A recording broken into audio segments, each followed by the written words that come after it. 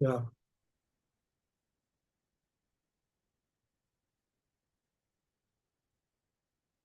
ముందుగా 5 సార్లు ఓంకారనాదం చేద్దాం.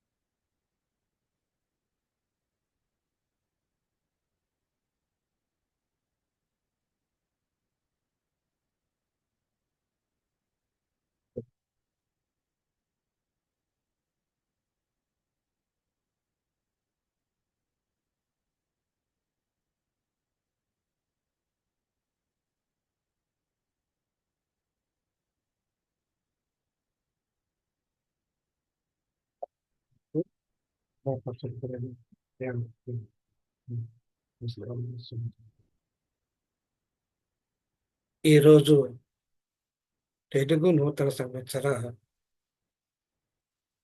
సంవత్సరం దాన్నే మనం ఉగాది అని పిలుచుకుంటాం. ఇక మనకు యుగాది అంటే ఇక మనకు ఆది అని.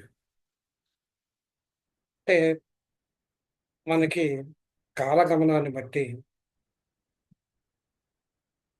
మనం తెలుసుకోవాల్సినటువంటి విషయాలు కొన్ని ఉంటాయి. కాలాన్ని ఎలా కాలిక్యులేట్ చేయటం అనేటువంటిది కాలగణితం అనమాట. కాలగణన మనం చేయటం అనేటువంటిది కావాలి. ఎందుకంటే ఏదైనా మనం చేసేటువంటి రోజువారీ కార్యక్రమాల్లో శుభకార్యాలు చేసినా, ఏ కార్యాలు చేసినా మనం ఒక మంచి రోజు కావాలండి అని మనం అడుగుతాం. మంచి రోజుని సెలెక్ట్ చేసుకొని, మంచి టైం సెలెక్ట్ చేసుకొని, ఆ టైంలో మనం ప్రారంభించడం అనేటువంటిది పరిపాటైపోతుంది. ఇక్కడ మనం కాల ఇక్కడేంటంటే మనకి ఉగాది.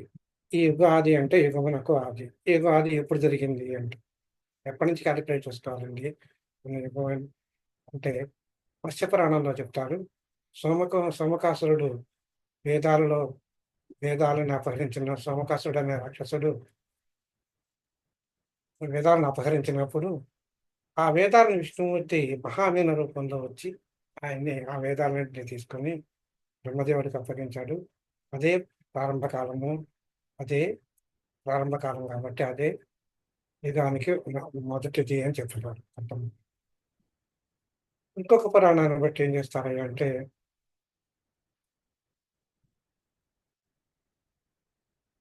ఇంకొక పురాణాన్ని బట్టి మనం మహాభారతమే తీసుకుందాం. మహాభారతంలో రాముల వారు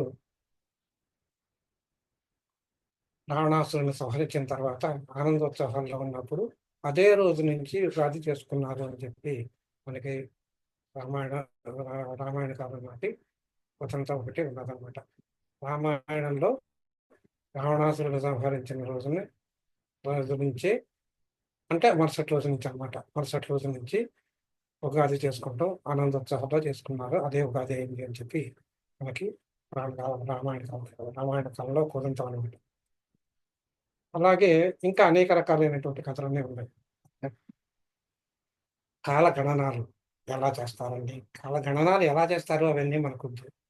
ఇప్పుడు సమయాభావం వల్ల మనకు ఆ కాల గణనాన్ని గణించే మనకొద్దు. ఇది ఈ కాలంలో ముఖ్యంగా ఏంటంటే మనకి విశ్వవస్తునామ సంవత్సరము అంటున్నాం అది. ఎలా అంటున్నాం? విశ్వవస్తునామ సంవత్సరం అంటే ఏంటిది? ఏంటి అనేటువంటిది మనం కొంత తెలుసుకోవాల్సిన అవసరం మనకి ఉంటుందన్నమాట. అంటే ఈ కాలాన్ని గణించటం అనేటువంటి దాని గురించి మనం చూసుకున్నట్టయితే ముఖ్యంగా కాలాన్ని యుగాలుగాను, సంవత్సరాలుగాను, తర్వాత నెలలుగాను, వారాలుగాను, రోజులుగాను, తిథులుగాను ఈ విధంగా కాలాన్ని విభజించుకుంటూ వచ్చారన్నమాట. ఈ విభజన క్రమంలో మనకి దొరికింది ఏంటంటే మనకి ఉత్తమమైనటువంటిదని కాదు నా ఉద్దేశం ఇక్కడ. మనం సూక్ష్మ గణనం ఏంటంటే ముఖ్యంగా 5 5 ఉంటాయన్నమాట. తిథి, వార, నక్షత్ర, యోగ కరణాలు అని ఉంటాయి. తిథి, ఈరోజు తిథి ఏంటి అని అంటాం మనం. అంటే ఈ తిథి అంటే మనకి ఒక 15 తిథులు కలిస్తే ఒక పక్షం అవుతుంది. 2 పక్షాలు కలిస్తే ఒక నెల అవుతుంది. అంటే ఒక రోజుకి 24 గంటలు మనం అనుకుంటే ఆ 24 గంటల్లోనూ మనకి అట్లాంటివి 7 రోజులు కలుపుకుంటే ఒక వారం అవుతుంది. అట్లాంటివి 4 వారాలు కనుక్కుంటే 4 వారాలు కలుపుకుంటే ఒక మాసం అవుతుంది. అంటే ఒక 12 మాసాలు కలుపుకుంటే ఒక సంవత్సరం అవుతుంది. అట్లా కొన్ని సంవత్సరాలు కలుపుకుంటే ఒక యుగం అవుతుంది. విభజన చేసుకుంటూ వచ్చారనమాట. ఈ విభజన క్రమంలో ఏం చేశారంటే మనకి ఎప్పటి నుంచి పంచాంగ శ్రవణం మనకి ఉగాది వచ్చింది అనంటే ప్రతి వాళ్ళు మనకి ఎదురు చూసేది ఏంటంటే ప్రతి మనిషి ఆశాజీవి.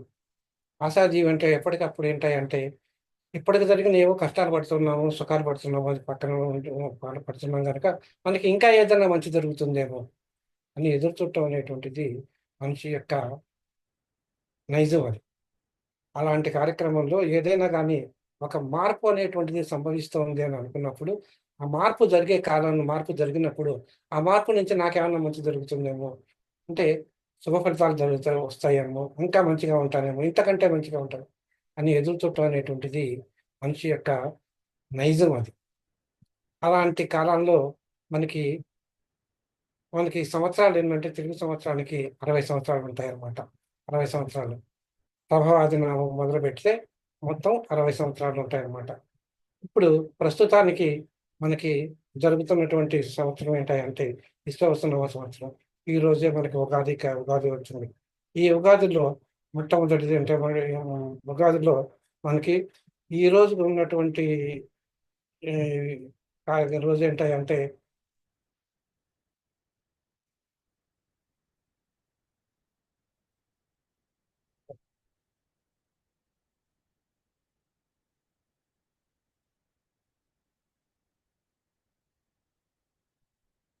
ఈ పంచాంగంలో వివిధమైనటువంటి 5 అంగాలు ఉంటాయన్నమాట.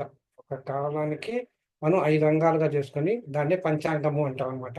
దాంట్లో 5 అంగాలు ఏంటనమాట, కాలానికి ఉన్నటువంటి అంగాల్లో ఒకటి తిథి, వారం, నక్షత్ర, కరణం, యోగము అంటే 5 ఉన్నాయి. ఈ 5టిని ఆధారంగా చేసుకొని మనం మనకి మంచి చెడులను లెక్క కడుతుంటారనమాట. దీంట్లో మనం ఈ విధంగా చూసుకున్నట్టయితే మనకి సృష్టి నుంచి ప్రారంభించినట్టయితే మనకి ఇప్పుడు గడుస్తున్న సంవత్సరం ఎంత అంటే 198,58,85,165 సంవత్సరం ఇది. ఇప్పటికి 27 మహాయుగాలు గడిచాయి. ఇప్పుడు ఇది 28వ మహాయుగం అనమాట. తర్వాత వర్తమానంలో ఈ కల్పములు అంటారనమాట. వర్తమాన కల్పమేమో శ్వేతవరాహ కల్పము, మన్వంతరమేమో 7వ మన్వంతరం, వైవస్వత మన్వంతరం అంటారు దీన్ని. ఇట్లాగే మనకి అంటే ఇంకొకటి కూడా ఏంటంటే యుధిష్ఠిర శతాబ్దాలు గడిచిన తర్వాత ఇప్పుడు యుధిష్ఠిరుడు అంటే ధర్మరాజు రాజ్యపాలన చేసిన దగ్గర నుంచి కాలిక్యులేట్ చేసుకుంటే ఇది 5,163 సంవత్సరం. కలియుగం ప్రారంభమైన నాటి నుంచి తీసుకున్నట్టయితే 5,126 సంవత్సరం. ప్రభావం మొదటి సంవత్సరం అనుకుంటే తెలుగు సంవత్సరాల్లో ఇది విశ్వవసు అనేటువంటిది 38వ సంవత్సరం. శంకరాచార్యులు వారి దగ్గర నుంచి చూసుకున్నట్టయితే 2097 సంవత్సరం అనమాట. విక్రమార్కుని కాలం నుంచి చూసుకున్నట్టయితే అది 2082 సంవత్సరం అనమాట. మనం ఇంగ్లీష్ కాలమాన ప్రకారం చూసుకున్నట్టయితే 2025, 2026. శాలివాహన శతాబ్దాలు కనుక చూసుకున్నట్టయితే 1946 సంవత్సరం అనమాట ఇది. రామానుజ కాలం నాటి నుంచి లెక్కకు తీసుకున్నట్టయితే 1008వ సంవత్సరం. మధ్వాచార్యుల కాలం నాటి నుంచి చూసుకున్నట్టయితే ఇది 901వ సంవత్సరం అనమాట. గాంధీ గారి దగ్గర నుంచి తీసుకున్నట్టయితే 154 సంవత్సరం. అట్లాగే భారత స్వాతంత్ర శకం తీసుకున్నట్టయితే ఇది 78, 79వ శకం అనమాట. ఈ విధంగా గణనాన్ని మన పూర్వీకులు గణన చేశారనమాట. ఈ కాలాన్ని ఈ విధంగా మనకి ఒక రిఫరెన్స్ పాయింట్ ఇచ్చి, ఆ రిఫరెన్స్ నుంచి ఇప్పటి వరకు ఇన్ని సంవత్సరాలు గడిచింది అని మనకి చెప్పారనమాట. ఏమండి చెప్పారు, బాగుందండి. మొత్తం మనకున్నటువంటి తిథి వారం నక్షత్రాన్ని కలిపి, తిథి వార నక్షత్ర యోగకరణాలను కలిపి మీరు ఒక పంచాంగం అని అంటున్నారు కదా. ఏమిటండి దీనివల్ల ఉపయోగం ఏంటి, మనకి తెలుసుకున్నందువల్ల ఉపయోగం ఏంటి అంటే, మంచి జరుగుతుంది, ఏదైనా సుఫలితాలు కలుగుతాయి అని ఒక నానుడు మనకి. దీంట్లో ఈ పంచాంగంలో వాడు తెలిపేటువంటి అంశాలు ఏంటాయి అంటే, మనకు ముఖ్యంగాను వర్షం ఎట్లా కురుస్తుంది, ఈ కాలంలో వర్షాలు ఎట్లా కురుస్తాయి అంటే, ఇంకోటి కూడా చెప్పారు. ఒక్కొక్క ఒక్కొక్క సంవత్సరానికి రాజు ఎవరు, నవనాయకులు అనమాట అంటారనమాట. నవనాయకులు ఎవరుంటారు, ఆ నవనాయకులు ఉపనాయకులు ఎవరుంటారు, వాళ్ళు అవ్వటం వల్ల ఈ నవగ్రహ దేవతలు రాజులు పాలించేవాళ్ళు అనమాట. ఒక కాలాన్ని పరిపాలించే కాల గమనంలో పరిపాలించేసినటువంటి వాడి నవగ్రహాలు కనుక, ఆ నవగ్రహ దేవతల సంచారాన్ని బట్టి మనకు కాలగణన అనేటువంటిది జరుగుతూ ఉంటుంది. అట్లాగే రాజాది నవనాయకులు, ఉపనాయకులు, వాళ్ళెవరు, నవగ్రహ దేవతలు ఎవరుంటారు కాలిక్యులేట్ చేస్తారు. వాటి యొక్క ఫలితాలు ఏంటి, గ్రహాల యొక్క రాశులు ఎలా ఉంటాయి, వాటి ఫలితాలు ఎలా ఉంటాయి, వర్షాలు, ధాన్యం, వాటి యొక్క ప్రమాణాలు ఏంటి, అవి ఎలా కురుస్తాయి, సంక్రాంతి పురుషుడు ఎవరు, అతను ఎలా ఉంటారు, గ్రహణాలు, రవి యొక్క ఆర్ద్ర ప్రవేశం, ఇలా కత్తెర ఎప్పుడు వస్తుంది, పుష్కరాలు ఎప్పుడు వస్తాయి, మౌఢ్యాలు ఎప్పుడు వస్తాయి, కందాయ ఫలాలు ఏంటి. ఇక ఇండివిజువల్ పర్సన్కి వస్తే మాత్రం కందాయ ఫలము, ఆదాయ వ్యయాలు, పూజ్య అవమానాలు, ఇలాంటివన్నీ కూడా ఇండివిజువల్ రాసుల యొక్క ఫలితాలు, అవన్నీ కూడా మనకి ఈ పంచాంగం బట్టి మనం తెలుసుకోవచ్చు అనమాట.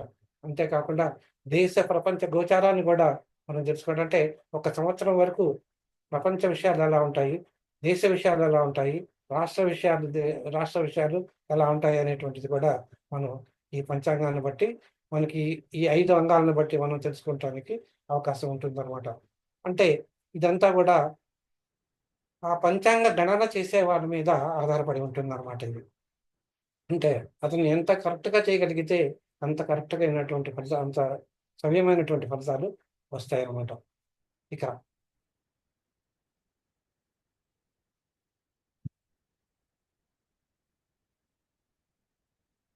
ఈ సంవత్సరానికి రాసులు ఈ రాజులెవరు, ఈ సంవత్సరానికి రాజు ఎవరు, ఇలాంటి విషయాలు గనుక మనం చూసుకున్నట్టయితే, ఈ సంవత్సరానికి రాజు రాజు, సేనాపతి, అర్ఘ్యాపతి, మేఘాధిపతి, ఈ 3 కూడా మనకి రవి అవుతాడనమాట. ఈ సంవత్సరానికి మంత్రి చంద్రుడు అవుతాడు, సస్యాధిపతి గురుడు అవుతాడు, తర్వాత పూర్వ సస్యాధిపతి గురుడు, అపర సస్యాధిపతి కుజుడు అవుతాడు, రసాధిపతి శని, వీరసాధిపతి బుధుడు అవుతాడు. ఈ విధంగా వీళ్ళందరూ ఇలా దీంట్లో ఈ విధంగా క్యాలిక్యులేట్ చేసుకుంటుంటే, నవనాయకుల్ని క్యాలిక్యులేట్ చేసుకుంటే, ఈ నవనాయకుల్లో మొత్తం మనకేంటంటే ఆరుగురేమో పాపులు వచ్చారు, ముగ్గురేమో శుభులు మాత్రమే వచ్చారు.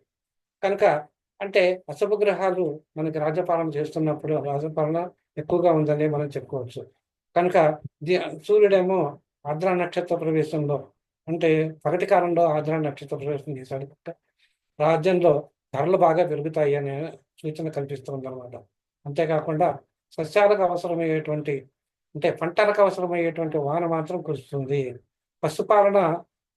పశుపాలనాధిపతి యముడు కనుక అతని యొక్క దానికి అవసరమైన పశుపాలనకు అవసరమయ్యేటువంటి పాడి పంటలు, వాటి మీద నాయకులు ఏం చేస్తారంటే శ్రద్ధ అంతగా చూపించారన్నమాట. కనుక దానివల్ల వాటి దిగుబడి తగ్గుతుంది అని అర్థం అనమాట. పంటల యొక్క దిగుబడి తగ్గుతుంది అని అర్థం అనమాట. అంటే పశుపాలన అనేటువంటిది కొంచెం పాడి పంటలు అనేటువంటివి తక్కువగా ఉంటాయి అని అర్థం అనమాట. ఇక ఇంకేంటంటే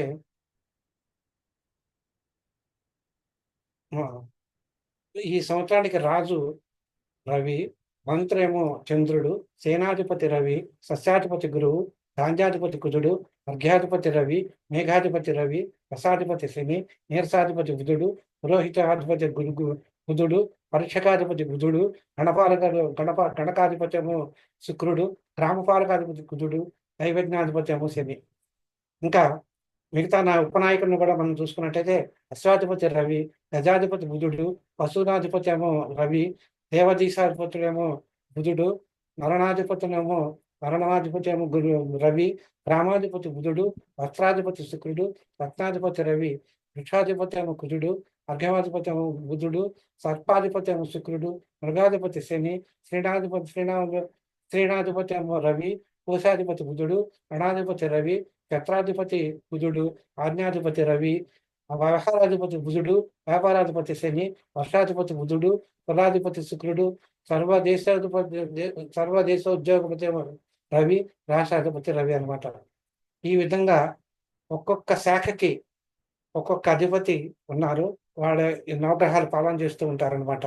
ఈ నవగ్రహాల యొక్క ఎవరెవరు ఉన్నారు అనేటువంటిది ఇప్పుడు మీకు వినిపించాను. ఈ సంవత్సరంలో మేఘాల్లో ఏంటంటే రకరకాల మేఘాలు ఉంటాయి. దాంట్లో ఒక మేఘం ఏంటంటే 9 రకాలైనటువంటి మేఘాలు ఉంటాయి. దాంట్లో నీలనామక మేఘము అనేటువంటిది ఒకటి ఉంటుంది. అది మేరు పర్వత ఆగ్నేయ దిశలో ఈ మేఘాలు అనేటువంటి మేరు పర్వతం యొక్క ఆగ్నేయ దిగ్భాగంలో ఈ మేఘాలు పుట్టడం వల్ల అంటే తక్కువగా వర్షపాతం ఉంటుంది. ఈ వర్షం తక్కువగా ఉండటం వల్ల ధరలు పెరుగుతూ ఉంటాయి. జీవులకు అంత మంచి జరగదనమాట. దీంట్లో ఈ సంవత్సరంలో వర్షం 2 తూములు, గాలి 3 తూములు ఉంటుందన్నమాట.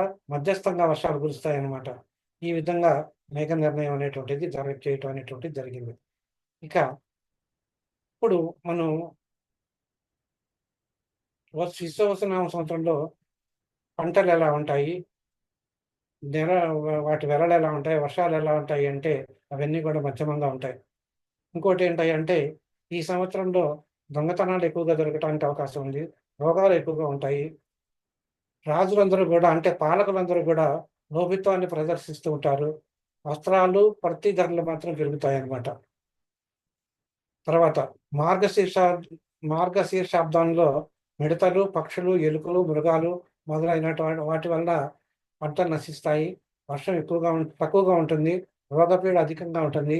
రాజులు అంటే పాలకులు వాళ్ళల్లో వాళ్ళు కలహం చెందు పోటాడుకుంటూ ఉంటారనమాట. ఇంకోటి ఏంటంటే ఈ రవి రాజైనందువల్ల ప్రభువులు వాళ్ళల్లో ఎక్కువగా వర్షాలు తక్కువ అని చెప్పాము. వాళ్ళల్లో వాళ్ళ వైరత్వం పెంచుకుంటూ ఉంటారు. ప్రజలకు ప్రభువుల వల్ల కానీ, చూరుల వల్ల కానీ, అస్త్రాల వల్ల కానీ, అగ్ని వల్ల కానీ భయం ఉంటుందన్నమాట. అంటే పాలకులే ప్రజల్ని భయపెట్టేటువంటి స్థితి వస్తూ ఉంటుందన్నమాట. దొంగల భయం ఎక్కువ ఉంటుంది. శస్త్రాల భయం ఎక్కువ ఉంటుంది. అగ్ని భయాలు కూడా ఎక్కువగా ఉండటానికి అవకాశం ఉంటుంది. తర్వాత మంత్రి చంద్రుడవటం వల్ల మంచి వర్షాలే కురుస్తాయి. కొన్ని పంటలు బాగానే పండుతాయి. ఆరోగ్యం క్షేమంగానే ఉంటుంది. ప్రజలకు, రాజులకు అభివృద్ధి కలుగుతుంటుంది. వరి, చెరుకు, గోధుమ వంటి పంటలు బాగా పండుతాయి. గోవులు వృద్ధి చెందుతాయి. ద్విజులు యజ్ఞాలు చేస్తూ ఉంటారు. సూర్యుడు సేనాధిపతి రవి అవ్వటం వల్ల ఏమంటుందంటే రాజుల మధ్య కలహం ఎక్కువగా ఉంటుంది. ఈ మేఘాలు మనకి వచ్చినా కానీ అవి గాలికి వాయువు చేత కొట్టుకుని అంటే వాయువు చేత అవి డిస్పర్స్ అయిపోయి కొద్దిగానే వర్షం కురవడానికి అవకాశంగా ఉంటుంది.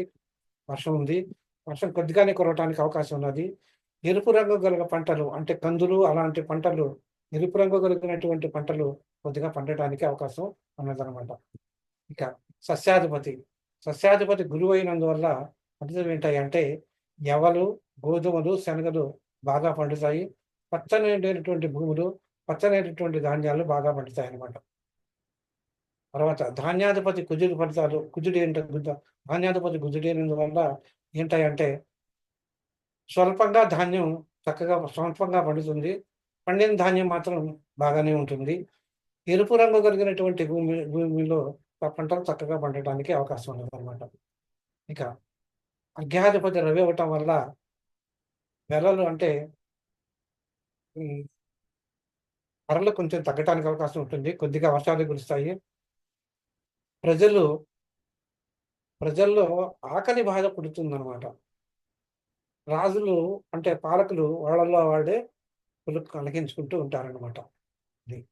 తర్వాత మేఘాధిపతి రవి అయినందువల్ల పంటలు స్వల్పంగానే పండుతాయి. భయం అధికంగా ఉంటుంది. ఎర్రని ధాన్యం పండుతుంది. రసాధిపతి శని అవటం వల్ల నెయ్యి, నూనె, బెల్లం, తేనె మొదటి వాటి యొక్క వెలడు అవన్నీ కూడా వాటికి అంటే అవి సరిగ్గా ఎట్లా చెప్పాలంటే సరైన ధర పలకదు వాటికి. నువ్వులు, మినుములు, ఉలవలు ఇవి మాత్రం నల్లరేగడి భూముల్లో బాగా పండటానికి అవకాశం ఉన్నదన్నమాట. నీరసాధిపతి బుద్ధుడు అవటం వల్ల కొన్ని ధాన్యాలు బాగానే పండుతాయి అన్నమాట. పురోహితాధిపతి బుద్ధుడు అవటం వల్ల మేఘాలతో కూడినటువంటి మేఘాలు గాలులతో కూడి అప్పుడప్పుడు కొద్దిగా వాన కురవటానికి అవకాశం ఉంటుంది. ఆ కురిసిన వాన వల్ల కొద్దిగా పంటలు పండటానికి అవకాశం ఉంటుంది. బ్రాహ్మణులు వాళ్ళ యొక్క ధర్మాన్ని పాటించటానికి అవకాశం ఉన్నదన్నమాట. ఇక పరీక్షకాధిపతి బుద్ధుడు అవటం వల్ల ఎవరైతే ప్రజలందరూ కూడా వాళ్ళల్లో వాళ్ళకి సఖ్యత ఉంటుందన్నమాట. కొందరు రాజులు కొంతమంది పాలకులు సత్యవాదులుగా ఉండటానికి ప్రయత్నం చేస్తూ ఉంటారనమాట. గణక అధిపతి శుక్రుడు అవటం వల్ల దానివల్ల ఏంటంటే ఎవరైతే స్టాటిస్టిషియన్స్ గణకుడు అంటే స్టాటిస్టిషియన్స్ అనమాట. వాళ్ళు కొంచెం చక్కగా క్యాల్కులేషన్స్ అవి కరెక్ట్గా చేస్తూ ఉంటారనమాట. అందువల్ల కొన్ని లెక్కలు మనకి కరెక్ట్గా తెలుస్తూ ఉంటుందన్నమాట. పంటలు, వర్షము, పంటలు, వాటి వెలలు అవన్నీ కూడా ఫలితంగా మామూలుగానే ఉంటాయన్నమాట. గ్రామ పాలకుడు కుజుడైనందువల్ల గ్రామాల్లో అగ్ని ప్రమాదాలు జరగటానికి అవకాశం ఉంటుంది. శస్త్రబాధలు ఉంటాయి. అతివృష్టి, అనావృష్టి బాధలు కూడా ఉండటానికి అవకాశం ఉన్నదన్నమాట. దైవజ్ఞాధిపతి శని అవటం వల్ల దైవజ్ఞులు అంటే ఇక్కడ దైవజ్ఞుడైనందువల్ల దైవజ్ఞులు మందబుద్ధి కల వారుగా ఉంటారు. అంటే దైవజ్ఞుడు అంటే ఇక్కడ మనకి బ్రాహ్మణుడు అని చెప్పుకోవచ్చు, ఇక్కడ పురోహితుడు అని చెప్పుకోవచ్చు. వాళ్ళందరూ ఏంటంటే కొద్దిగా వాళ్ళల్లో అసహనం కానీ లేకపోతే లెథార్జిక్ లేజీగా ఉంటారనమాట. వాళ్ళు లేజీగా ఉండటానికి అవకాశం ఉన్నదనమాట. నల్లని ధాన్యం ఏదైతే ఉందో అది పండటానికి ఎక్కువ పండుతుంది అనమాట. మ్లేచ్ఛలు సుఖిస్తారు ఈ కాలంలో. ఆ తర్వాత అశ్వాధిపతి మొదలు ఇతర నాయకులందరూ కూడా వాళ్ళు కొన్ని మిక్స్డ్ ఫలితాలు ఇస్తారనమాట. కొంతమంది శుభ ఫలితాలు ఇస్తారు, కొంతమంది అశుభ ఫలితాలు ఇస్తారని మనం గ్రహించుకోవచ్చు అనమాట. ఇక ఆర్ద్రా ప్రవేశం, రవి ఆర్ద్రా నక్షత్రంలో ప్రవేశించేటువంటి కాలాన్ని ఆర్ద్రా ప్రవేశ కాలము అంటారన్నమాట. ఈ ఆర్ద్రా ప్రవేశ కాలం పగలపూట జరిగింది. అది కూడా ఆదివారం జరిగిందనమాట. ఆదివారం జరగటం వల్ల అది జ్యేష్ఠ మాసం, కృష్ణపక్షం, ద్వాదశి, ఆదివారం, భరణీ నక్షత్రం, సుకర్మయోగం, చైత్రకరణం, తులాలగ్నంలో జరిగింది. స్త్రీ నక్షత్ర సంయోగంలో అది జరిగింది కనుక ఆ కాలంలో సూర్యుడు ఆర్ద్ర నక్షత్రంలో ప్రవేశిస్తాడు. ఈ సూర్యుడు ఆర్ద్ర నక్షత్రంలో ఆదివారం ప్రవేశించడం వల్ల పంటలు అండ్ పశువులు నాశనాన్ని సూచిస్తూ ఉందన్నమాట. భరణీ నక్షత్రం ఒకటి చేత, భరణీ నక్షత్రం కూడా ఉండటం చేత అది ఆ రోజున భరణీ నక్షత్రం అవటం వల్ల అంత శుభసూచకం కాదనమాట. కానీ తిథి యోగకరణాలు, లగ్నాలు శుభకరంగా ఉండటం వల్ల కొంతవరకు మేలు జరిగేదానికి అవకాశం ఉన్నదనమాట. ముఖ్యంగా ఆంధ్రప్రదేశ్లో చెప్పినట్టయితే కొంచెం శుభ ఫలితాలు అధికంగా ఉండటానికి అవకాశం ఉన్నదనమాట. ఈ లగ్నాన్ని గురువు చంద్రుడు చూస్తూ ఉండటం వల్ల ఆంధ్రదేశంలో సుభిక్షంగా జనాలు ఉండటానికి అవకాశం ఉన్నదన్నమాట. ఇక మేష సంక్రాంతి, చైత్ర కృష్ణ ప్రతిపత్త ఆదివారం స్వాతి నక్షత్రంలో సూర్యుడు మేషరాశిలో ప్రవేశిస్తూ ఉండటం వల్ల, రవి మేష సంక్రమణం కూడా ఆదివారం అవటం వల్ల ఇక్కడ అంత దుర్భిక్షము అనేటువంటిది జరగటానికి అవకాశం ఉన్నది. ఆ రోజున పాడ్యము అవటం వల్ల తక్కువ వర్షాలు కురవడానికి అవకాశం ఉంటుంది. కానీ రాత్రిపూట అవటం వల్ల పంటలు, ఆరోగ్యం సుభిక్షంగా ఉండటానికి సుభిక్షం కలుగుతుంది అనమాట. ఇక ఈ సంవత్సరంలో అటువంటి గురువు కృష్ణ వైశాఖ పంచమి వరకు వృషభ రాశి యందు, అటు పిమ్మట ఆశ్వీజ కృష్ణ ఏకాదశి వరకు మిథున రాశి యందు, అటు పిమ్మట మార్గశిర శుక్ల త్రయోదశి కర్కాటక రాశి యందు తిరిగి మిథున రాశి యందు ప్రవేశిస్తూ ఉంటాడు అనమాట. ఈ వృషభ రాశిలో ఉన్నప్పుడు గురువు పశువులకి, స్త్రీలకి, శిశువులకి హాని కలగటానికి అవకాశం ఉంది. ఒక మాత్రమైనటువంటి వర్షాలు కురుస్తాయి. పైర్లకి పైర్లు పంట నాశనం అనే పంటకి కొద్దిగా హాని కలగటానికి అవకాశం ఉంది. రాజుల మధ్య యుద్ధం జరగటానికి అవకాశం ఉండదన్నమాట. ఎప్పుడైతే గురువు మిథున రాశిలో ఉంటాడో, ఆ మిథున రాశిలో ఉన్నప్పుడు ఈ రాజులందరూ కూడా ఏం చేస్తారంటే యుద్ధాలు జరగటానికి అవకాశం ఉండదన్నమాట. ఈతి బాధలు, శస్త్ర బాధలు ప్రజలు పెరుగుతాయి. అక్కడక్కడ కొన్ని వర్షాలు కురవటానికి అవకాశం ఉంటుందన్నమాట. అలాగే కర్కాటకంలోనికి గురువు ప్రవేశించినప్పుడు మేఘాలు చక్కగా వర్షిస్తాయి, పంటలు బాగా పండుతాయి. బ్రాహ్మణులు వాళ్ళ యొక్క పనులు సత్కారమైన వాళ్ళు చేసుకోవడానికి అవకాశం ఉన్నదన్నమాట. ఇక శని సంచారం. ఈ సంవత్సరంలో శని చైత్ర శుక్ల ఏకాదశి వరకు కుంభరాశి యందు, అటు పిమ్మట కార్తీక శుక్ల దశమి వరకు మీనరాశి యందు, అటు పిమ్మట పుష్యమి శుక్ల చవితి యందు కుంభరాశి యందు, అటు పిమ్మట తిరిగి మీనరాశి యందు సంచారం చేస్తూ ఉండటం వల్ల శని కుంభరాశిలో ఉండటం వల్ల వర్షం తక్కువగా కురుస్తుంది. రాజులకి భయం ఎక్కువ ఉంటుంది. పంటలు నశిస్తాయి. వైద్యులకి, కవులకి, ధనాధిపతులకి అతి భయంకరంగా భయస్థులై మిగుతూ ఉంటారనమాట.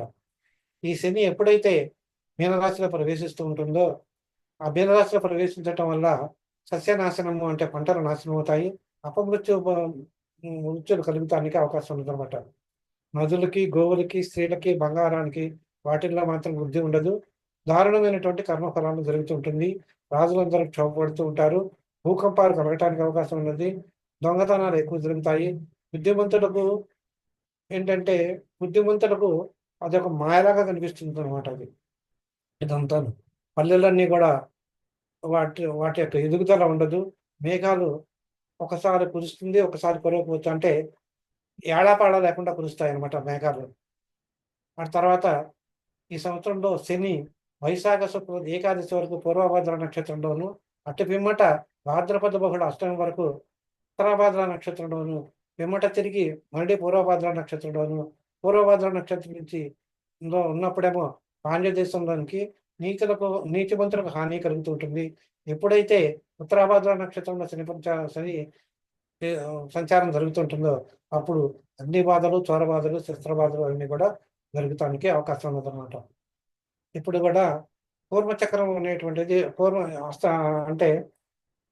పూర్వచక్రం అనేటువంటిది ఒకటి ఉంటుందన్నమాట. ఆ పూర్వచక్రంలో శని ఉన్నటువంటి స్థలాన్ని బట్టి ఉత్తరాభాద్ర, పూర్వభాద్ర నక్షత్రాలు సంచరించడం వల్ల నేపాలు, ఉత్కళము, కాశ్మీరము, గుజరాత్, మధుర, బదరి, కేదారు మొదలైన ప్రాంతాల్లో అక్కడ ఉండేటువంటి ప్రాంతానికి హాని జరగడానికి అవకాశం ఉంటుంది. ఆ ప్రాంతంలో వాళ్ళందరూ పాలకులందరూ కూడా కొంచెం జాగ్రత్తగాను దేశ రక్షణ చేయాల్సిన అవసరం అనేది ఉంటుంది.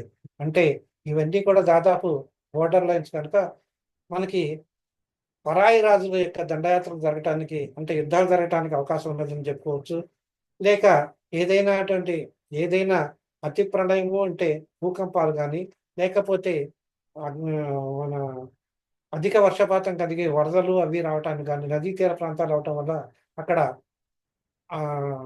ఇవి జరగటానికి, వరదలు అవి వచ్చి జనహాని జరగటానికి అవకాశం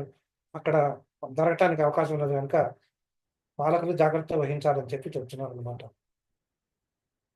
ఇక జ్యేష్ఠ శుక్ల పాడ్యమి బుధవారం ఆయన అవటం వల్ల ప్రజలు సుభిక్షంగా ఉంటారు, క్షేమ ఆరోగ్యంతో ఉంటారు, వర్షాలు బాగానే కురుస్తాయి అని చెప్పి చెప్తున్నాను. ఇక ఆషాఢ మాసంలో పంచమి సోమవారం అవటం వల్ల ఆషాఢ మాసం అంతా కూడా జనాలందరూ కూడా సుభిక్షంగానే ఉంటారని చెప్పుకోవచ్చు అనమాట.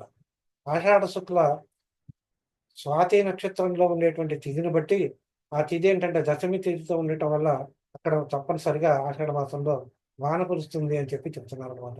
కృష్ణపక్షంలో రోహిణీ నక్షత్రంలో ఉన్నప్పుడు రోహిణీ నక్షత్రం ఏకాదశితో తిథి కలిసి ఉండటం వల్ల అప్పుడు కూడా మనకి మంచి వర్షాలే కురుస్తాయి అని చెప్తున్నారు అనమాట. ఆ ఒక మాసానికి అనమాట. పుష్యమాసం పుష్యమాస అమావాస్య ఆదివారం అవటం వల్ల జనాలకి కొన్ని రకాలైనటువంటి వ్యాధులు కలగటానికి కూడా అవకాశం ఉంది. అంటే అరో అంటే రోగపీడిత జనాలకి రోగపీడితులు అవుతారు అని చెప్పి మనం చెప్పుకోవచ్చు అనమాట. ఈ పశువాధిపత్యం ఎముడవటం వల్ల వర్షాలు తక్కువగా ఉంటాయి. ఆవులు పాలు తక్కువ ఇస్తాయి. పశువులకి ఏదో ఒక రకమైనటువంటి జబ్బు రావటం గానీ, లేకపోతే అవి సరిగ్గా పాలు ఇవ్వకపోవటం గానీ, ఇలాంటివన్నీ కూడా జరగటానికి అవకాశం ఉన్నదనమాట. ఇక ఈ సంవత్సరంలో మిగతా వాళ్ళ యొక్క మిగతా ఉపనాయకులని చెప్పాం గదా! ఉపనాయకుల యొక్క లక్షణాల వల్ల ఏమవుతుందంటే, మధ్యమంగా వర్షం కురుస్తుంది. వాళ్ళ ఫలితం వల్ల స్వల్పంగా మధ్యమ వర్షము కొన్ని చోట్ల ఉరుములతో కూడినటువంటి మెరుపులతో కూడినటువంటి మోడరేట్ రెయిన్ ఏమో కొన్ని ప్రాంతాల్లోను, ఉరుములతో కూడినటువంటి మోడరే స్లైట్ రెయిన్ ఏమో కొన్ని చోట్లను, తర్వాత వాయువులతో కూడినటువంటి వర్షము కొన్ని చోట్ల కురవటానికి అవకాశం ఉన్నదనమాట. ఈ విధంగా ఇక సముద్రంలో గనుక మనం తీసుకున్నట్టయితే, ఈ సంవత్సరంలో రోహిణీ నక్షత్రవాసం పర్వతాల్లో ఉండటం వల్ల, ఇక్కడ ఆ ప్రాంతాల్లో మనకి వర్షాలు సరిగ్గా ఉండవు. పంటలు బాగా పండవని చెప్పి చెప్తున్నారనమాట. ఆ తర్వాత మూఢమి. ఈ సంవత్సరంలో మూఢమి ఎప్పుడొస్తుందంటే, జ్యేష్ఠ శుక్ల త్రయోదశి సోమవారం 9/6/2025 నుండి ఆషాఢ పూర్ణిమ గురువారం 10/7/25 వరకు మునుగడ ఉంటుంది. మార్గశిర శుక్ల సప్తమి గురువారం నుండి మాఘ అంటే 27/11/2025 నుండి మాఘ శుక్ల చతుర్దశి సోమవారం 16/2/26 వరకు శుక్రమూఢం ఉంటుందన్నమాట. కత్తిరేమో వైశాఖ శుక్ల సప్తమి ఆదివారం 4/5/2025 నుండి జ్యేష్ఠ శుక్ల ప్రతిప బుధవారం 28/6/2025 వరకు వాస్తు కత్తెరి ఉంటుందన్నమాట. ఈ సంవత్సరంలో వైశాఖ శుక్ల పంచమి శనివారం అంటే 17/5/2025 నుండి సరస్వతి నదికి పుష్కరాలు వస్తాయన్నమాట.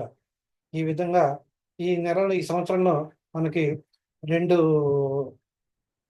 గ్రహణాలు ఉన్నాయన్నమాట. అంటే చంద్రగ్రహణం ఉంటుంది. ఇంకొకటేమో సూర్యగ్రహణం ఉంటుంది. ఆ 2 గ్రహణాలు కూడా మనకి కనిపిస్తాయన్నమాట. ఇది ఉజ్జాయింపుగా మనకి జరగబోయేటువంటి ఈ గ్రహాల యొక్క ఫలితం వల్ల, గ్రహాలు వాటి నక్షత్రాల్లో ఉండటం వల్ల, ఆ రాశుల్లో ఉండటం వల్ల, ఆ తిథుల్లో ఉండటం వల్ల, ఆ కరణాల్లో ఉండటం వల్ల, ఆ యోగంలో ఉండటం వల్ల కలిగేటువంటి ఫలితాలు కొన్ని మనం చెప్పుకున్నాం. ఇక మనం మొదటి చంద్రగ్రహణం ఏమో 7/9/2025 వస్తుంది. రెండవ చంద్రగ్రహణం ఏమో 3/3/2026 వస్తుందన్నమాట.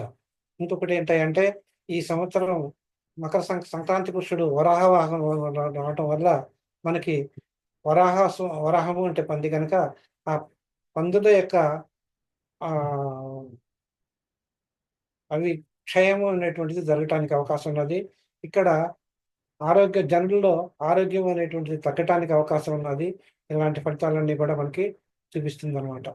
అంటే కొంత ఈ సంవత్సరం అంత యావరేజ్ ఫలితాలు మాత్రమే జరగటానికి అవకాశము ఉన్నదన్నమాట. ఇక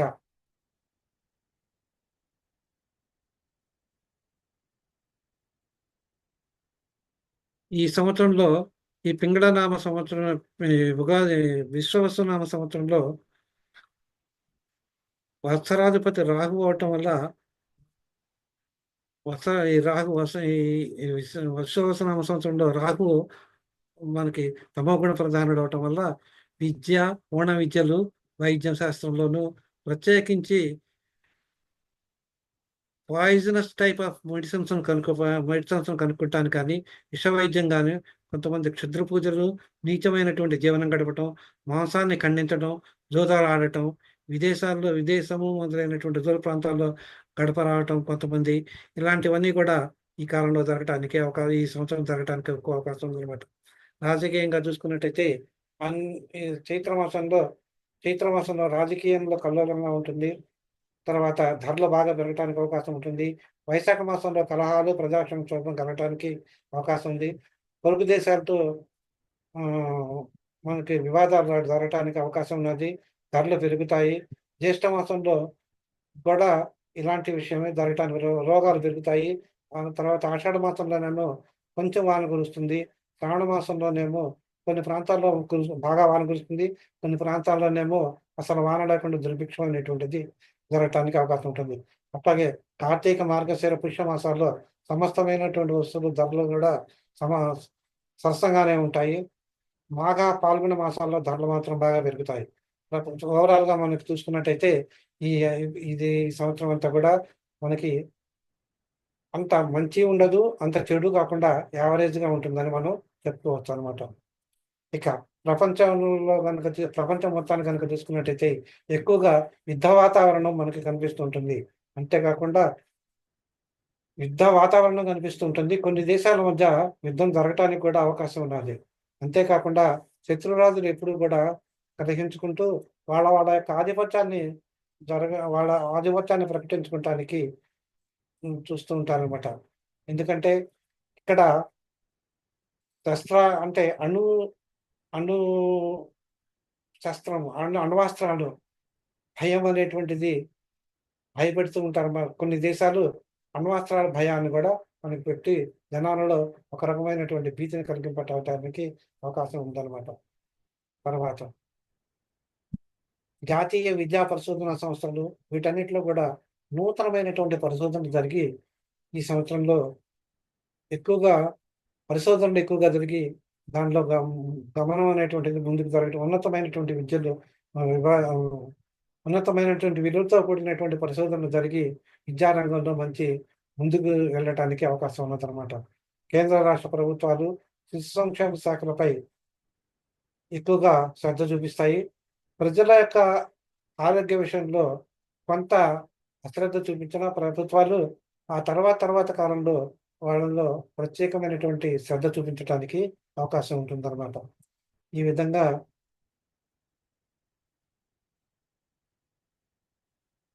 జరగటానికి ఈ విధమైనటువంటి ఇంకా అంటే భయోత్సాహమైనటువంటి వాతావరణంలో ఉండటం అనేటువంటిది జరుగుతుంటుందన్నమాట. ఇక మనకేంటంటే ఇప్పటి వరకు మనం ఇవి చదువుకున్నాము. ఇంకా అంటే నవనాయకుల ఫలితాలు అవి చదువుకున్నాం. టోటల్‌గా చూసుకున్నట్టయితే అశ్విని, పుష్యమి, స్వాతి, అభిజిత్ నక్షత్రాల్లో అర్ధలాభం కలుగుతుంది ఈ సంవత్సరంలో.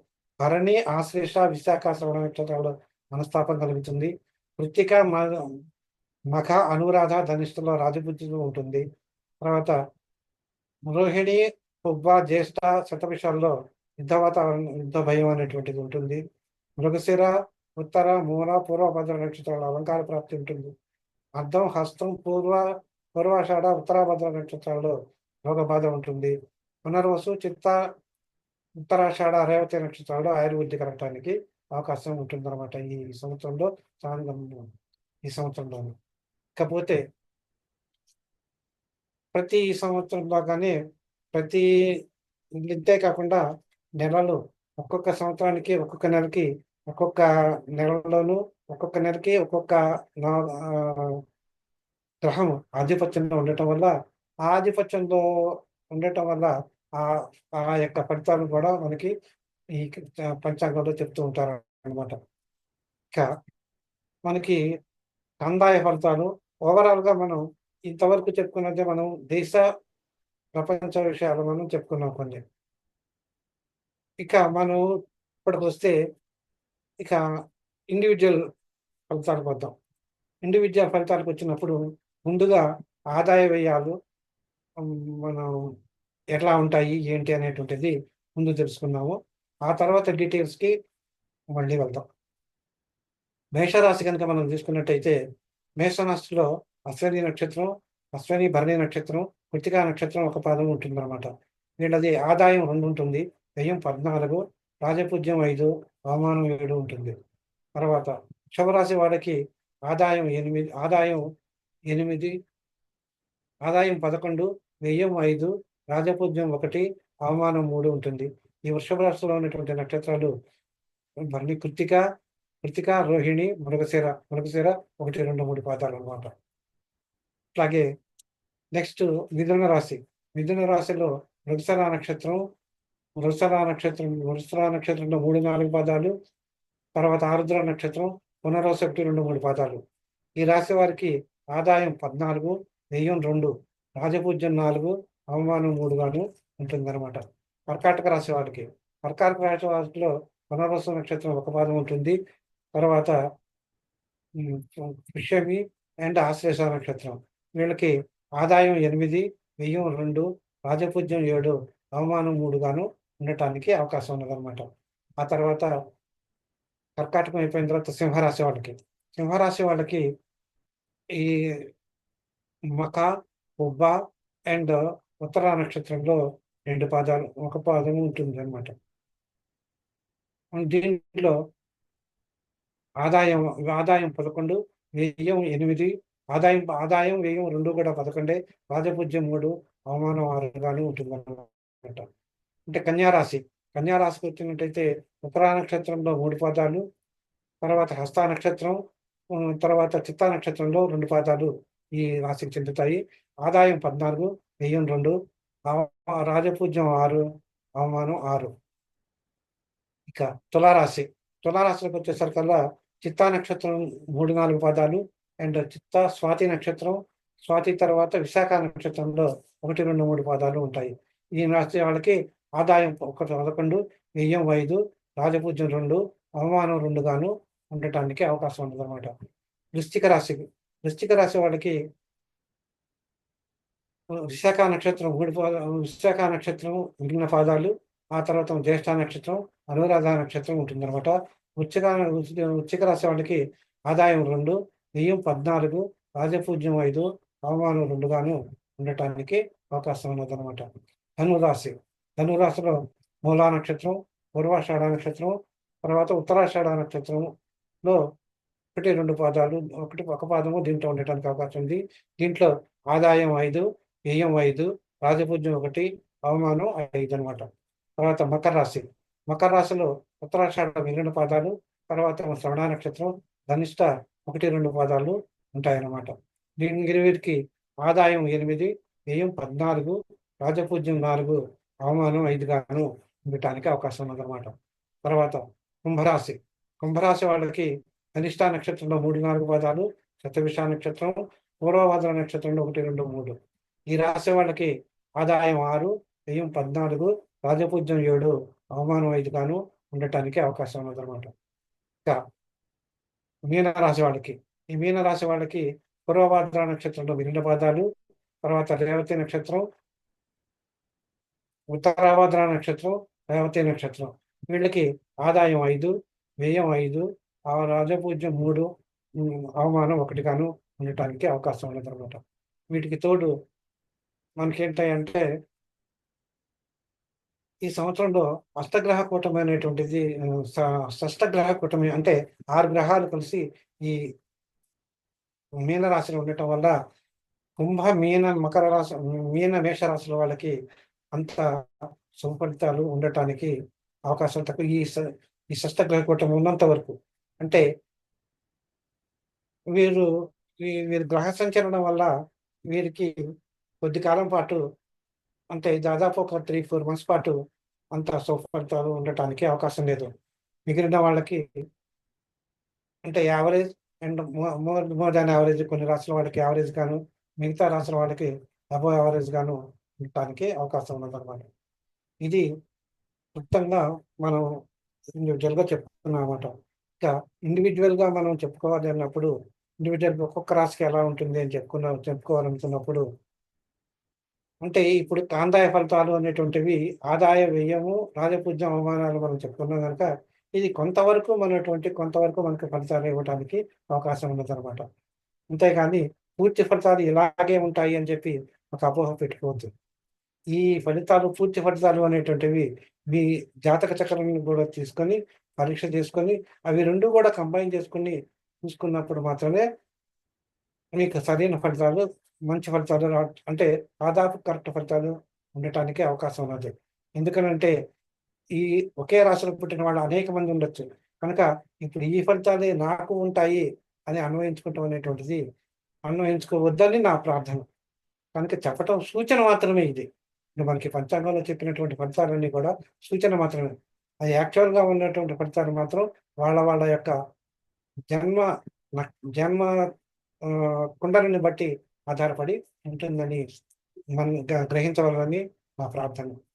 ఇక మేషరాశి వాళ్ళు మేషరాశి వాళ్ళు ఈ సంవత్సరంలో ఎలా ఉంటుంది అని అనుకున్నప్పుడు, ఈ వీరికి మే 10 గురువు 15వ తారీఖు నుంచి మూడవ స్థానమైనటువంటి మేషరాశిలో ప్రవేశించడం వల్ల, ఇక్కడ మేషరాశిలో ఏమవుతుందంటే వ్యయ స్థానంలో ఉండటం వల్ల ఆయన లోహమూర్తి అవుతాడనమాట.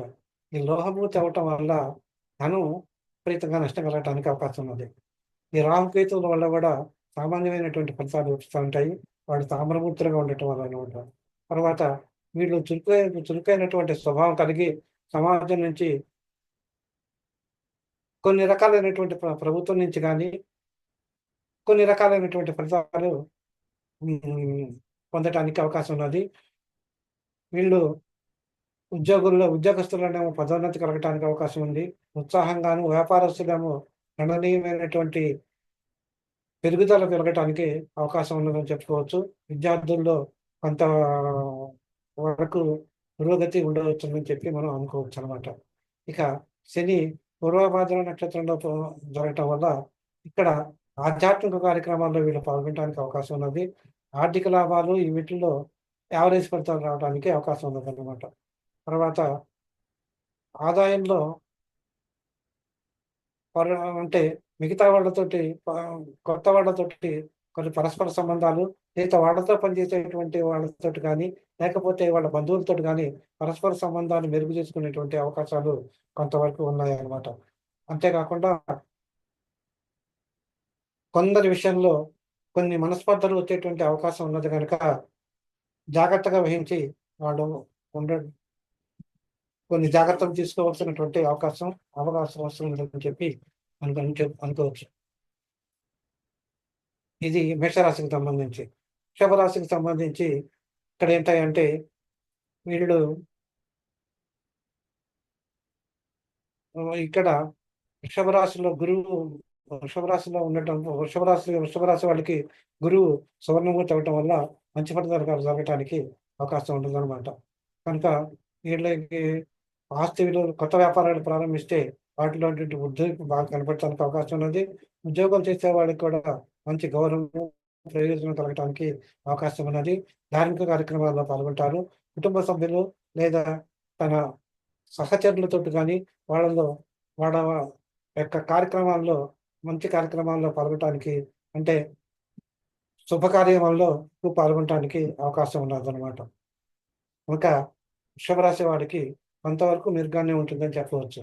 ఇక మిథున రాశి వాడికి, ఈ మిథున రాశి వాళ్ళకి కూడా ఈ కాలంలో వాళ్ళ వాళ్ళ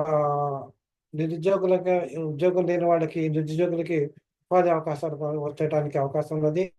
వాళ్ళలో ఆధ్యాత్మికత బాగా పెరగటానికి అవకాశం ఉన్నది.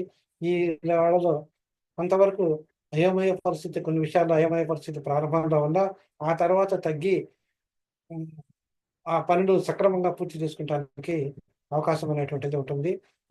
విద్యార్థులు చదువుల్లో రాణిస్తూ ఉంటారు. తర్వాత వ్యాపారంలో మంచి పురోగతి ఉండటానికి అవకాశం ఉన్నదన్నమాట. ఇంకా కర్కాటక రాశి వారికి అన్ని రంగాల్లోనూ మంచి విజయం కలగటానికి అవకాశం ఉన్నది. ఉద్యోగం లేని వాళ్ళు ఎవరైతే ఉన్నారో వాళ్ళకి ఉద్యోగం రావడానికి అవకాశం ఉన్నది. ఎవరైనా కొత్తగా ఉద్యోగాలు ఎత్తుకునే వాళ్ళకైతే వాళ్ళకి కూడా కొత్త ఉద్యోగాలు రావడానికి అవకాశం ఉన్నది అనమాట. అంతేకాకుండా వీళ్ళు కొన్ని జాగ్రత్తగా చెప్పాలంటే ఇతర సంబంధమైనటువంటి కొన్ని అసౌకర్యం కలగటానికి అవకాశం ఉన్నది కనుక ఆరోగ్య విషయంలో కొంత జాగ్రత్త వహించవలసిందిగా మనమే అనమాట. అంతేకాకుండా గృహంలో సంతోషం కలగటానికి ఉండటానికి అవకాశం ఉంది. ఇంకోటి కూడా ఏంటంటే వీళ్ళకి అప్పుడప్పుడు గొంతు నొప్పి, స్వల్పమైనటువంటి ఆరోగ్యకరమైనటువంటి సమస్యలు రావడానికి అవకాశం ఉన్నది. అంటే అవి తీవ్రమైనటువంటివి కాదు కానీ స్వల్పమైనటువంటివి రావడానికి, ఆరోగ్య సమస్యలు రావడానికి అవకాశం ఉన్నది. ఎక్కువగా ఈ సంవత్సరంలో ఎక్కువగా దూర ప్రయాణాలు చేయడానికి వీళ్ళు అవకాశం ఉండదు అన్నమాట కర్కాటక రాశి వాళ్ళు. ఇక సింహరాశి వాళ్ళు ఏంటంటే వీళ్ళు చేసే పనులు అకస్మాత్తుగా వీళ్ళకి దండ రావడానికి అవకాశం ఉన్నది. ఆదాయంలో వీళ్ళు చేసేటువంటి పనులు మంచి గుర్తింపు రావడానికి అవకాశం ఉన్నది. తర్వాత ఏమో వ్యాపారంలో మంచి లాభం రావడానికి అవకాశం ఉన్నది. విద్యా వ్యవహారాల్లో మంచి విజయం చేకూర్చడానికి అవకాశం ఉన్నది. కానీ వీళ్ళకి తల్లిగారు ఎవరైతే ఉంటారో వాళ్ళ తల్లి యొక్క ఆరోగ్య విషయంలో మాత్రం శ్రద్ధ వహించాలి అని సూచన. తర్వాత అవివాహితకు వివాహం అవడానికి అవకాశం ఉన్నది. ఎవరైనా సంతానం లేని వాడు ఎవరైనా ఉంటే దానికోసం ఈ సంవత్సరం మెరుగ్గా ఉంటుంది అని చెప్పవచ్చును. అంటే నా ఉద్దేశం ఏంటంటే సంవత్సరం అంటే సంతానం లేని వాళ్ళు ఇంతకాలంగా అంటే ఎక్కువ కాలం అయిందనుకోండి, పిల్లలు పుట్టారు అనుకున్న వాళ్ళకి ఈ కాలంలో ఈ సంవత్సరంలో ఏంటంటే వాళ్ళు ఏదైనా అంటే డాక్టర్ కన్సల్టేషన్ కానీ లేకపోతే ధార్మికంగా ఏదైనా ఆధ్యాత్మికంగా ఏదైనటువంటి పరిహార ప్రక్రియలు కానీ చేసుకున్నట్టయితే వాళ్ళకి సంతానం కలగటానికి అవకాశం ఉన్నదని చెప్పవచ్చు అనమాట. అంతేగాక ఇంకా ఉద్యోగస్తుల్లో కొంతవరకు వాళ్ళు పనిచేసేటువంటి ఆ సీటు మారటానికి అవకాశం ఉన్నదనమాట. తర్వాత ఇకపోతే కన్యారాశి. ఈ కన్యారాశి వాళ్ళకి ఈ సంవత్సరం అన్ని విధాలా బాగుంటుందని మనం చెప్పుకోవచ్చు అనమాట. ఇంకొకటి కూడా ఏంటంటే వీళ్ళు వీళ్ళపై చేపట్టినటువంటి కార్యక్రమాలన్నీ కూడా నిర్వర్తిస్తూ ఉంటారు. సమర్థవంతంగా నిర్వర్తిస్తుంటారు. ఉద్యోగ వ్యాపారాల్లో కానీ లేకపోతే కుటుంబంలో కుటుంబంలో ఉండేటువంటి వ్యక్తుల మధ్య కానీ లేకపోతే బంధువుల మధ్య ఉండేటువంటి వ్యక్తుల మధ్య కానీ ప్రేమానుబంధాన్ని లేకపోతే వాళ్ళ యొక్క సంబంధ బాంధవ్యాలు పెంచుకోవటానికి అవకాశంగా ఉంటుంది. ఈ కాలంలో చాలా కాలం నుంచి పెండింగ్‌లో ఉన్నటువంటి పనులన్నీ కూడా చేసుకుంటానికి అవకాశం ఉన్నదనమాట. తులారాశి వాళ్ళు. ఈ తులారాశి వాళ్ళకి కూడా ఈ సంవత్సరం అనుకూలమైనటువంటి సంవత్సరంగా మనం చెప్పుకోవచ్చనమాట. వీళ్ళు ఉద్యోగస్తుల్లో ప్రమోషన్‌లు రావటానికి కానీ, లేకపోతే ఉద్యోగ మార్పిడి అంటే ఎక్కువ జీతంతోటి ఉద్యోగ మార్పిడి రావటానికి కానీ, లేకపోతే ఎక్కువగా తీర్థయాత్రలు చేయటానికి కానీ, లేకపోతే వ్యాపారం ఏదైనా కొత్తగా పెట్టుకుంటానికి కానీ, ఇలాంటి అన్నిట్లో కూడా ఈ సంవత్సరం చేయటానికి వీళ్ళు అవకాశం ఉన్నది. ఒక రకంగా చెప్పాలి అంటే ఈ సంవత్సరంలో తులారాశి వాళ్ళకి అన్ని విధాలుగా బాగుందని చెప్పుకోవాలి. ఇక మకర రాశి వాళ్ళు, వృశ్చిక రాశి వారు. వృశ్చిక రాశి వాళ్ళలో ఇక్కడ కొంచెం కొంచెం అనేక రకాలైనటువంటి సమస్యలు ఎదుర్కోవాల్సినటువంటి అవసరం వస్తుందన్నమాట ఈ సంవత్సరంలో.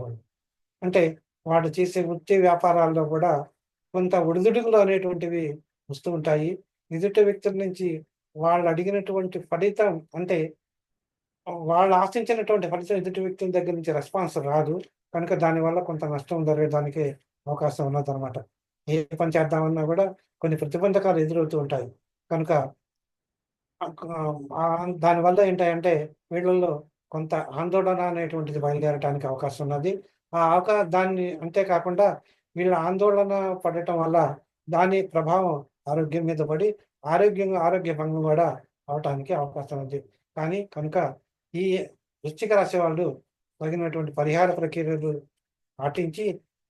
పాటిస్తే మేలని నా అభిప్రాయం. ఇక ధనురాశి వారు. ధనురాశి వాళ్ళల్లో వీళ్ళల్లో ఎట్లా ఉంటుందంటే కొంతవరకు ప్రోత్సాహకరమైనటువంటి కాలం. ముఖ్యంగా ఫార్మాటికల్ కంపెనీ వాళ్ళకి ఇది కొంచెం ప్రోత్సాహకరమైనటువంటి కాలం అని చెప్పుకోవచ్చు. వీళ్ళు కార్యసాధన చేయడంలో కానీ, ఉద్యోగంలో కానీ, లేకపోతే ఏదైనా వ్యాపారంలో కానీ వీళ్ళు నూతనమైనటువంటి పంథా తొక్కటానికి అవకాశం ఉన్నదనమాట. దీంట్లో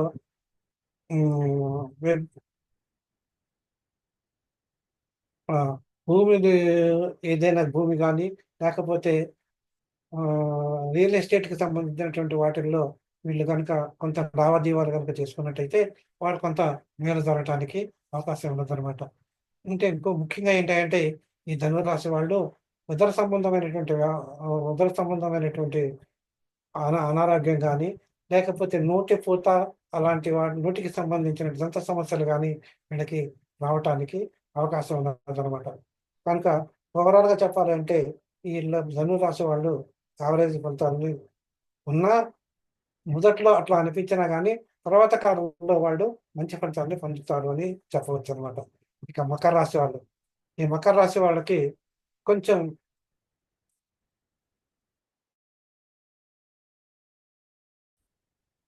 ఈ మకర రాశి వాళ్ళు ఏంటంటే కుటుంబ వృద్ధి కొన్ని కొన్ని విషయాల్లో ముఖ్యంగా ఎదుటి వాళ్ళు మొండిగా కొన్ని పనులు చేయటం వల్ల వాళ్ళు సక అంటే ఎదుటి వాళ్ళ మీద ఆధిపత్యాన్ని సంపాదించడానికి అవకాశం ఉండదన్నమాట. కుటుంబంలో ఆహ్, చక్కటి కుటుంబంలో కుటుంబ వృద్ధి అనేటువంటిది ఒకటుంటుంది. ఖరీదైనటువంటి వస్తువులు గానీ, ఖరీదైనటువంటి అలంకరణ వస్తువులు గానీ, ఇంటికి సంబంధమైనటువంటి వస్తువులు గానీ వీళ్ళు కొనటానికి అవకాశం ఉంటుంది. తర్వాత కొన్ని విషయాల్లో వివాహం కాని వాళ్ళకి ఈ వివాహం అవ్వటానికి అవకాశం ఉంటుంది. తర్వాత వాళ్ళ లైఫ్ పార్ట్నర్ దగ్గర నుంచి మంచి సపోర్ట్ ఒకటి దొరకటానికి అవకాశం ఉన్నది. తర్వాత వీళ్ళు వృత్తి వ్యాపారాల్లో వీళ్ళ పురోగతి చెందడానికి అవకాశం ఉన్నదనమాట. తర్వాత డిసెంబర్ నెలలో మాత్రం కొద్దిగా ఆరోగ్యం మీద కొంచెం అటెన్షన్ పెడితే మరి బావుంటుంది ఈ మకర రాశి వాళ్ళు. మిగతావన్నీ కూడా కొన్ని విషయాల్లో కొంచెం మంచి ఫలితాలను పొందటానికి అవకాశం ఉన్నది. ఇక కుంభరాశి వారు. కుంభరాశి వాళ్ళకేంటంటే కొంత ఒడిదుడుకులు అనేటువంటివి వీళ్ళకి తప్పవు. ఎందుకంటే ఏలినాటి శని ప్రభావం కూడా వీళ్ళకి ఉండటం వల్ల కొన్ని ఒడిదుడుకులు అనేటువంటివి ఉండటం అనేటువంటిది ఉంటాయని చెప్పవచ్చనమాట. కానీ వీళ్ళకి కొంత ఎప్పుడు కూడా వీళ్ళు కొత్తగా ఆలోచించి కొన్ని పనులు చేయాలి అని వీళ్ళు అనుకుంటారు. తద్వారా ఏంటంటే కొద్దిగా ఆర్థిక సంక్షోభం కొంచెం కలిగినా, ఆర్థిక సంక్షోభాన్ని తర్వాత కాలంలో అధిగమించడానికి అవకాశం ఉండదనమాట.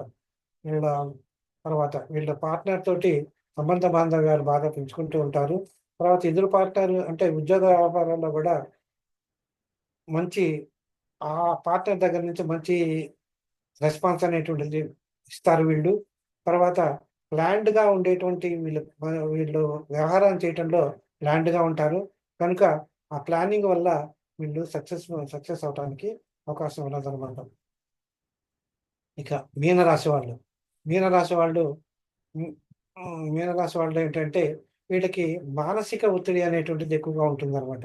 ఎందుకంటే ముఖ్యంగా ఏలినాటి శని ప్రభావం వల్ల అదీ కాక షష్టగ్రహ కూటమి మీనరాశిలోనే ఉండటం వల్ల వీళ్ళకి మానసిక ఒత్తిడి అనేటువంటిది ఎక్కువగా ఉంటాయి.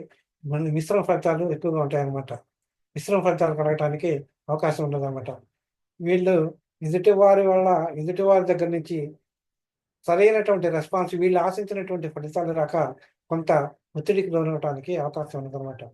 ఆర్థికంగా ముందుకు వెళ్ళాలని ఎంతో ప్రయత్నం చేస్తూ ఉంటారు. తర్వాత కుటుంబంలో కొన్ని కొన్ని సమస్యలు ఎదురవ్వటానికి అవకాశం ఉన్నదనమాట. తర్వాత కాలంలో వాటిని అధిగమించి అవే సర్దుకుంటాయన్నమాట. ఇది ఆరోగ్య విషయంలోనూ తర్వాత కొత్తగా వ్యక్తులతోటి కొంచెం అలర్ట్‌గా ఉండటం మంచిదని నా సూచన. కనుక ఇది అతి క్లుప్తంగా నేను ఇండివిడ్యువల్ రాసిన వాళ్ళకి ఫలితాలను చెప్పాననమాట. అంటే ఇది టీటీడీ రేలంగి తంగిరాల వారి యొక్క గంటల పంచాంగ ఆధారంగా మీకు ఈ ఫలితాలు చెప్పడం అనేటువంటిది జరిగిందనమాట. ఏది ఏమైనా గానీ, ఈ ఇచ్చినటువంటి ఫలితాలు సూచనగానే స్వీకరించి, మీ ఈ యొక్క జన్మతహా ఉండేటువంటి జన్మ జాతక చక్రం ప్రకారంగా ఫలితాలు ఎక్కువ పర్సెంటేను. దీనిలో ఇది సూచనగానే తీసుకొని ముందుకు వెళ్ళి మీ ఏ కాలం ఏ రాశుల వారికైతే బాగుండలేదు అని వీళ్ళు సూచించారో వారి యొక్క రెమెడియల్ మెజర్స్ తీసుకొని సుఫలితాలను పొందగలరని చెప్పి నా ఆకాంక్ష. సర్వే జన సుఖినో భవంతు. అందరూ కూడా సుఖంగా ఉండాలి ఈ విశ్వసనామ సంవత్సరంలో అని కోరుకుంటున్నా నేను. క్లుప్తంగా.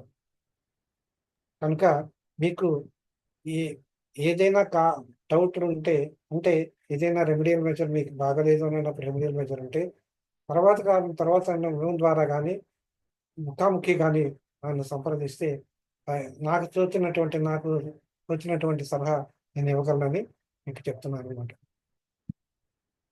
అది ఈ విశ్వవసునామ సంవత్సర పంచాంగ శ్రవణం అండి. కనుక మీకేదన్నా డౌట్లుంటే చెప్పవలసిందిగా కోరుతున్నాను.